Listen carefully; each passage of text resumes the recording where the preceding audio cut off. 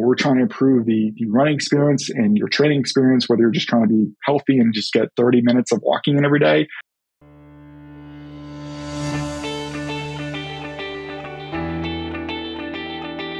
And I want a good show, damn it.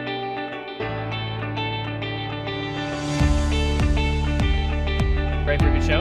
Doing awesome, yeah. I'm excited to talk to you, Angie. Thank you for having me. Yes!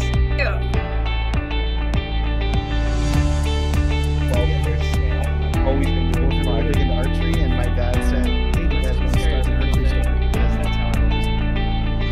Yes, of course, let's do this together. Hello, everyone. Welcome to another episode of the Ecomm Show.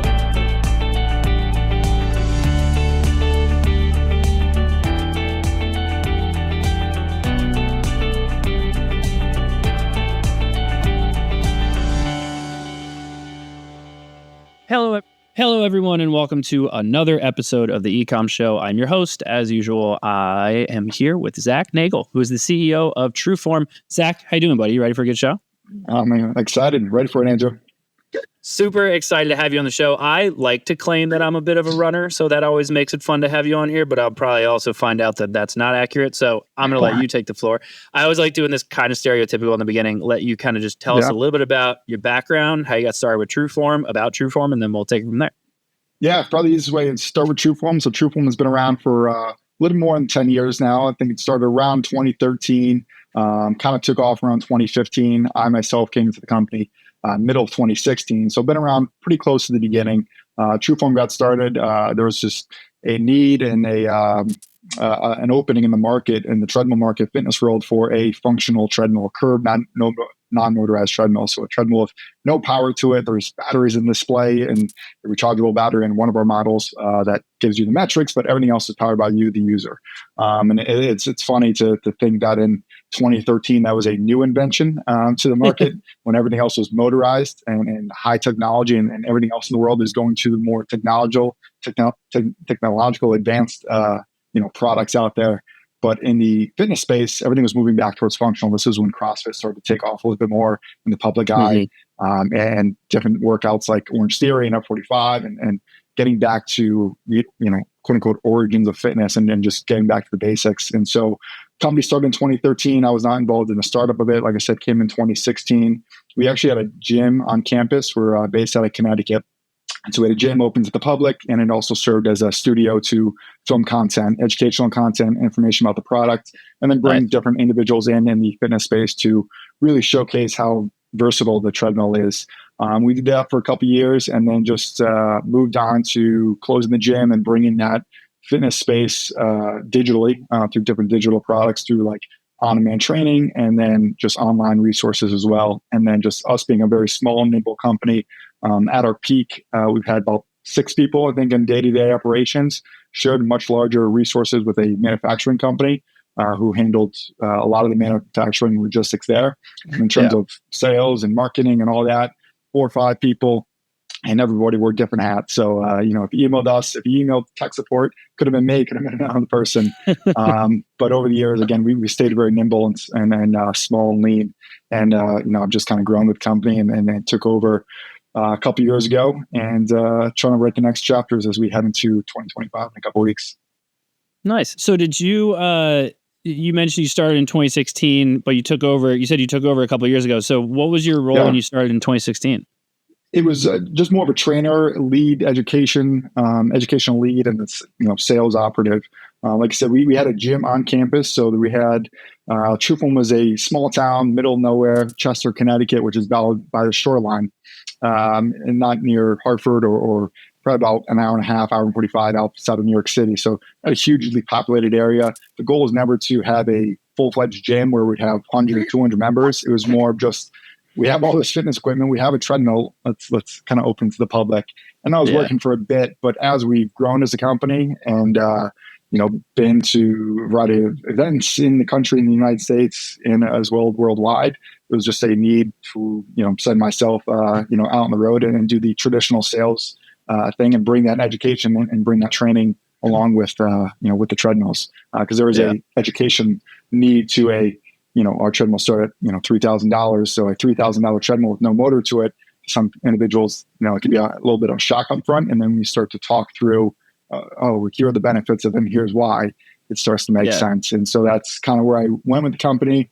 And then individuals over the years, that dropped off, went different directions, decided to go with different, job opportunities, which was great and wonderful to see. But I've always had a passion for it. I've been an athlete my whole life, wasn't a runner until just shortly I started with Trueform as more of a hockey and baseball player. But then got into running just of a thing to do outside of playing competitive sports, and took it from there. And like I said, just about 7 years later, here I am. Nice.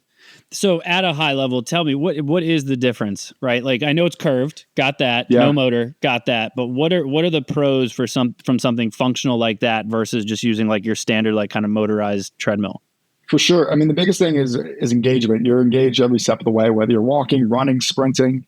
The treadmill is versatile in the fact where anybody can get on it and get what they want out of the treadmill in their workout or just general use. You can, same thing you're going to do outdoors. If you want to go for a walk around your block or go for a 5-mile run, you can do it in the Trueform. There's not much of a learning curve there. Certainly there's a weird experience the very first time you get on any curve treadmill, but certainly a Trueform where you're moving, your body's moving, your legs are moving, your muscles are engaged, but you're standing in one spot. So there's a weird, moment or two where you kind of get your legs going. It's almost like a Bambi experience. But after that, you realize it's just much more enjoyable experience to be on a functional treadmill, like a curved treadmill, because you're engaged every step of the way. Your glutes are involved, your hamstrings involved, your balance is involved. We're on a motorized treadmill. You could set it to speed 3, 4, 5, whatever. And as long as you have your balance down, you can keep moving. You will keep moving. Then there's also a safety component as well, because you're in control every step of the way. When your legs stop, the treadmill stops pretty quickly. And so it's a little bit safer as well. And there's been some studies out there. We really leaned into the science and the benefits of the Trueform, where the whole difference between Trueform and the competitors is our shallow curve and our consistent foot landing placement, whether you're walking or running. So you're not shifting too much forward or backwards or side to side on the treadmill. You're getting a nice consistent landing placement with your foot, and it's going to naturally load yourself safely and healthily all the way up your body, where it's a little bit easier on the joints and hamstrings. I have users who find it a challenge to run outside for whatever limiting factor they have, injuries or whatnot. But our Trueform, since it's a lower impact environment, it's much easier, much more enjoyable. Yeah, I can definitely see from an injury perspective how that would reduce kind of that impact side. What tell me a little bit about the business. Is it primarily you're focused on your traditional consumers, or are you more B2B and focused on like fitness centers? Originally, we started more B2C, more consumers. Like I said, we rose with the CrossFit market in 2015.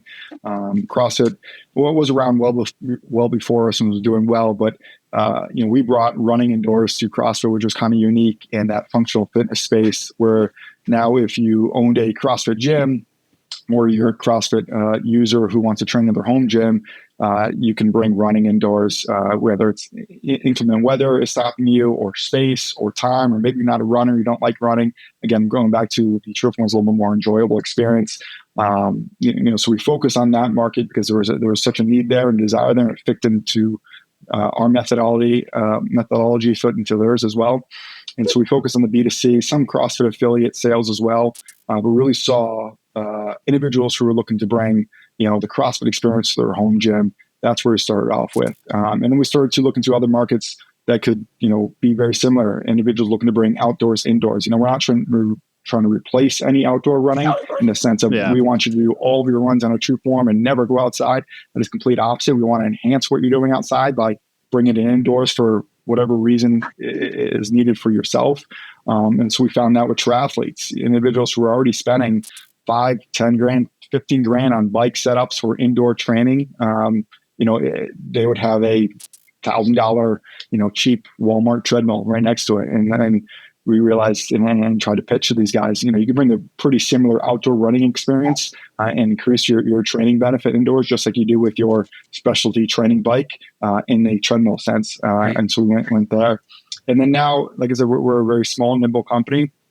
We rely on other resources. So we rely on some dealer networks, moved a little bit more to B2B that way to help get our message out there, because it is a unique product, a curved treadmill, no power, no motor to it. we try to leverage our partners who really have the buy-in with their consumer to get the treadmill out there. Yeah. Are you doing any marketing directly to the B2B market? I've worked with one of the top 3D body scanning companies for years now, and getting into the market of fitness centers and getting them to because it's space, right? Like they only have so much room. So for them, it was complicated because it was like a completely new machine. In your scenario, it's almost like getting them to switch out an existing machine. So what's that marketing approach like? How are you kind of tackling that? A lot of times it's as simple as a demo. And it's probably the biggest challenge we had is really vocalizing and showing the consumer, whether it's a business or a home gym user, personal user, that there is a difference of a Trueform and even just a complete difference from your motorized treadmill experience to a curved treadmill experience. So we'll put a treadmill in a gym for a few months and let the users home gym users or commercial gym users test it out, see it, how their customers react and feel to it. Because like I said, that Bambi experience getting on it at first is like, what is this? And then you're like, oh, crap, this is kind of fun. This is enjoyable. I enjoy being on the treadmill, more so than just being on something where you press a button. And these commercial gyms, what they found too, our biggest selling point to them is simply there's less to no maintenance to it. It's cleaning the treadmill. There's no, like I said, there's batteries for the display. One of our models has AA batteries. Another one has a rechargeable battery, lithium battery.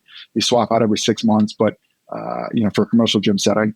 But there's nothing really to break there. It's pretty challenging to break our treadmills unless there's a pretty big neglect there. So that's been our biggest sell point for these commercial gym settings is you buy it once, it's the same price, if not half the cost of a motorized treadmill. Some of these high-end commercial grade motorized treadmills are 10, 20 grand. And, we're more than half the cost, and you're getting the benefit of, you're not going to have to swap this out because it's not going to re-break on you. So that's been a huge selling point for us. How do you leverage those different partnerships? Do you build out an ambassador program, or do you use influencers? What's the approach there to kind of take that proven methodology and use that social proof to obviously keep growing the business?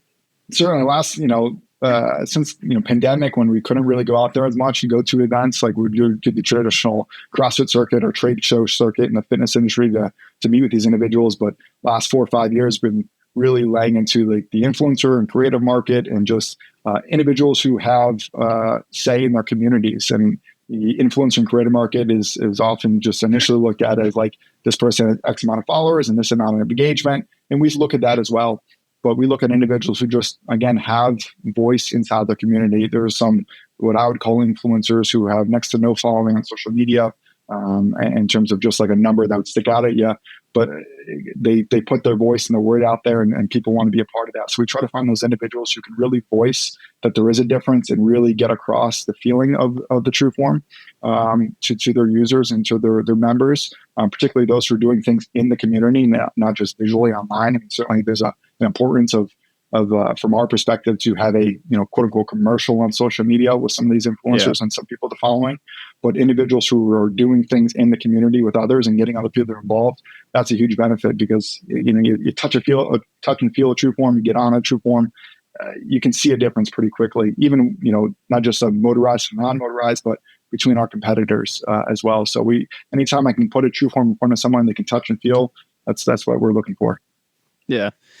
Obviously, okay, so I got it. So the influencer side, you're leveraging the partnerships, kind of build them out as ambassadors. What about from a personal branding side? It's always an interesting question because I know a lot of brands that have a B2B element that tends to be something they lean in on. Is that something that you and your team are leveraging, or are you trying to kind of stay away from basically that tactic?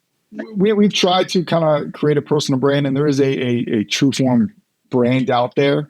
We joked years ago, okay, we're going to take Trueform here and get a Trueform coffee and then t-shirts and apparel and all this stuff and get into that side of branding and realize that one of the benefits of Trueform, not that we are for everybody, but that the individuals who get involved in Trueform kind of take their own spin on it and bring it out into their communities in the world, where we don't need to be, the huge Trueform brand that everybody just wants to wear the t-shirts 24/7. Obviously it's a great thing to have, but Trueform's kind of almost created its own little Band-Aid market where people call our competitors treadmills, by our name or vice versa.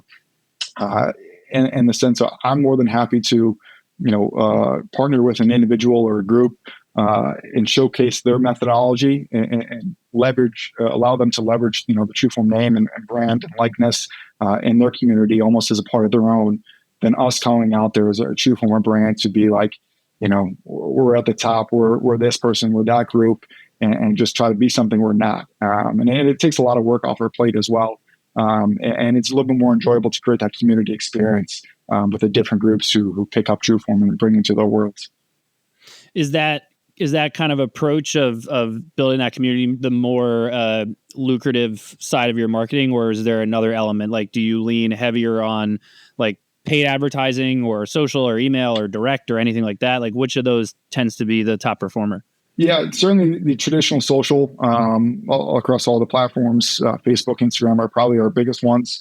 Traditionally, Facebook, the value of our product and the net worth or the income level that the individuals who are buying our Trueforms, our target market, tends to be on Facebook a little bit more than, say, like TikTok. We try to leverage it a little bit. Instagram and TikTok and those kind of video platforms, or now Instagram's becoming a little more video based. We try to leverage our individuals in the community who already have that built in and try to get into the storytelling aspect of Trueform and the events that people create and we do with them with our product. But Facebook has done pretty well for us. We've kind of taken a little bit of a backseat to social media and doing paid advertising this year as you go through a little bit of a transition. We have a couple new products and new generations of our treadmill coming out right around the first of the year, so a couple weeks from now. So pretty excited about that. So we'll start to ramp up a little bit more of our social presence. This past year, we've really been leveraging what some of the other brands and some of our dealers have been doing with all of their products, including the Trueform, as part of their network to get our message out there. But yeah, traditionally it's the usual social media stuff. Our email marketing works well. Again, just getting the message out there where we are in the country. A lot of questions that come through our inbox and whatnot is, hey, where can I try a Trueform? I'm bought in. I love what you guys are putting out there, but where can I touch and see and feel one? We don't have traditional storefronts, and understandably, if you're going to pay, $3,000, $4,000, $5,000 for a treadmill, you want to see it and use it first. And so we try to put out there, hey, here's a road trip for the next month, 2 months. Here are the events we're at, or here's someone in our network doing an event. And so that's where we leverage, our email marketing system that way as well. It works out pretty well. Yeah, it's something we've looked at too in the past of doing like kind of like, I don't want to call it like a class pass element, but almost like, okay, here's all the locations that have, the system in it and that you can go try it. And, then you pay the gym or whatever it is per exactly how often it's getting used. Is it primarily, do you have it set up where it's like primarily just a straight transaction on the website, or is this more like lead generation and there's kind of a longer sales cycle behind it? It's a little bit of a mix. We have two versions of the treadmill. We have the Runner, which has been around since the beginning. That one's the high-end commercial grade, made in the USA. It's originally made in Connecticut. Now we make it in Milwaukee, right outside of Milwaukee in Wisconsin. And then we have another product called the Trainer, which is our value and engineer version of the Runner, remaking our factory in Korea. And the biggest difference between the two is mainly just made in the USA versus made overseas. The Trainer is a little bit smaller footprint, has the same curve because our patent curve is the big selling point. But because the materials are a little bit more light commercial grade in the Trainer, that one is a little bit more cost effective to some users. So that one seems to be, we have a Shopify website. Individuals, buy and click that one either through us or through our dealers. It's a relatively easy sale. Certainly, someone will call in or email in or get in contact with us one way or another. But it's pretty quickly. 1 or 2 interactions. Maybe they call us. Right now it's the holiday season. They might have called us in July and they bought around this time of year just because that's when they're buying stuff. But that one's pretty quick. The Runner tends to be more of the. I almost equate it to like buying a luxury car. You see them 3-4 times. It might be a year before they buy. There's customization options to it. There's just different colors. We can put graphics on the treadmill. We have different surfaces. We have like a artificial turf surface, a track surface. Cool. So really cool options there. So it's more of like, the Trainer. We position this way in the market as well. Where like the Trainer is, you can get 70% or almost 70% of what you can out of the Runner and the Trainer package for a little bit smaller price. And so individuals who are bought into buying our higher ticket, high-end commercial grade Runner but maybe budget reasons or for whatever reason, maybe like the smaller footprint want the trainer, they're already set on that. So they go with the trainer. But the runner is, okay, how could we customize this to your goals, whether it's a facility, a college, university, or even just a home gym, and you want it to fit in perfectly with your other products that you place in the gym. So that one is more of a traditional sales approach where they might come in through, social media or emails or different events that we'll do. And we talk it through them with them, several times before they make the purchase. That's very interesting. You obviously know this industry inside and out. What was the business like when you kind of took it over? When you started taking the reins of it, did you have to kind of like re-look at how things were structured and everything? Yeah, I mean, it's kind of like the Wild West. Like I said, we got big with the CrossFit market, and that was great. We rode that wave for a while, and then a couple things happened. One, obviously COVID happened, so our product that came overseas, fortunately came from Korea, not China, in terms of just shipping logistic nightmares. We still had issues at the port, but in terms of getting our product outside of our factory and made in Korea, that was, luckily was fine there. But then on the other side, cost of materials have just skyrocketed. So we pride ourselves on being an American-made company, the best of the best materials, steel, aluminum, and whatnot, but costs have gone up. We're not trying to be the runner starts at just under $6,000, the base model of that. If I could sell that thing for $3,000, it'd be great, but just the cost of materials have risen. So we looked at that and we saw ourselves were into that. Again, I'm just picking CrossFit because we did so well with them early on, but that market is very grungy, home gym. They certainly have the money to spend, but maybe they're spending on barbells and squat racks and other strength equipment. Cardio and machines are a secondary nature. So we looked at that as like, we can't continue to run a business with just that market and demographic. And so that's when I start to go into, let's move up market in terms of treadmills. So some of our competitors have come into us after us. We were probably, it's debatable who you want to ask, but we're the first, if not, 1A in terms of curved non-motorized treadmills coming to the public. And everyone who came after us either went one of two directions. We have someone like Technogym who make beautiful treadmills, but they're made in Italy and they're made like Ferraris and they're $10,000 to $14,000, even the curved treadmills. Beautiful pieces, but just very expensive. And then you have some of our competitors who I won't name, offer value to the market, but down the opposite direction. How cheap can we get this to the consumer just for them to check a box? And so we found ourselves at the top of the bottom of the market in terms of the pricing structure wise. And it was great from a value perspective because we were one of the only ones who made a curved treadmill in the United States, completely United States. But we often found the biggest thing is we would get a lot of people coming in and say, how come you're not as cheap as X, Y, and Z company? And it was kind of frustrating because it was like, our value proposition isn't the price, it's the benefits, what you get out of it, and the customer service. And so we started to move up market a little bit where now we're cheaper. I would obviously have a little bias here, but just as good of a quality and customization option as Technogym, we're not that price point. So we're towards the bottom of a pricing structure. And so that's what we try to look at is when I took over is like, let's go up market a little bit, not so much where we're not attainable to the demographic we were after before, but one where they're not just looking to check a box of a curved treadmill. Certainly there's things that I buy in the fitness world and not fitness world where I'm just looking to check a box. There's nothing wrong with that. But it is a hard sell for a curved non-motorized treadmill. No power to it, no frills, has the display, pace, distance, time, but really getting across of, we're trying to improve the running experience and your training experience, whether you're just trying to be healthy and just get 30 minutes of walking in every day, or you're training for a marathon, ultra marathon, or some crazy endurance event. We want to be able to provide that experience and showcase, the benefits of that to the consumer. Yeah. Well, it sounds like it's working. It's clearly working. Zack, this was awesome. I really appreciate you being on the show with us. I don't want to take up too much more of your time. I'd love to give you the opportunity here. Let everyone know where they can find out more about you and, of course, more about Trueform. Yeah. Trueformrunner.com is a website. Trueform Runner on all of our social media channels as well. Like I said, we're a small company. So if you email or call us, there's a pretty good chance I'll pick up or one of my team members will. So if you have any questions, don't hesitate to reach out. You got Zack, Zack at livetrueform.com. But the best way is just go on our website and hit the chat box and we'll connect. Beautiful. Zack, thank you so much for being on the show. Everyone that tuned in, of course, thank you as well. Please make sure you do the usual thing, rate, review, subscribe, all that fun stuff on whichever podcast platform you prefer, or head over to the ecommshow.com to check out all of our previous episodes. But as usual, thank you all for joining us, and we'll see you all next time. Have a good one. Thank you for tuning in to the Ecomm Show. Head over to ecommshow.com to subscribe on your favorite podcast platform or on the BlueTuskr YouTube channel. The Ecomm Show is brought to you by BlueTuskr, a full-service digital marketing company specifically for e-commerce sellers looking to accelerate their growth. Go to BlueTuskr.com now for more information. Make sure to tune in next week for another amazing episode of The Ecomm Show.